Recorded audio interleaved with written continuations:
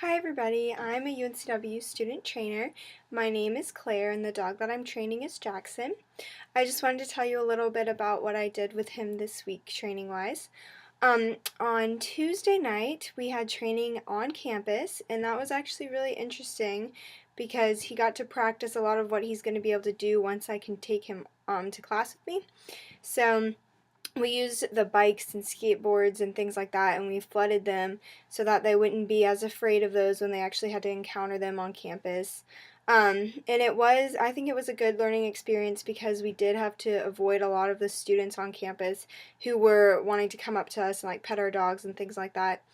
But in addition to working just on chancellors, we also went inside a classroom and did a little bit of like classroom training so that he knows to go under the desk when we come in and things like that. So we did that, and then on Wednesday I took him to Whole Foods with me because we had the tabling set up and 5% of the purchases of that day went to Paws for People. So we had someone with their dogs there throughout the day to just educate people on what Paws for People was if they were interested, and also encouraging people to go to the 5K and 10K. So that was good for Jackson. He had to practice just laying on the table. I was only there for an hour, but he did pretty well. He wasn't too much of a fan of laying there. He got kind of bored after a while, and he would stand up a few times.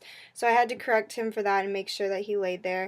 Um, and the table was kind of small because he's really big, so I had to keep adjusting him to make sure his tail wasn't sticking out because there were a few times when people almost ran over his tail with their carts. So I had to work with that. And then after Whole Foods, I took him to Trader Joe's for like 5 minutes, and he actually did really well there. He didn't really try to like sniff anybody too much. I mean, he was a little bit distracted, but it was his first time out with me like that, so it was really good for his first time.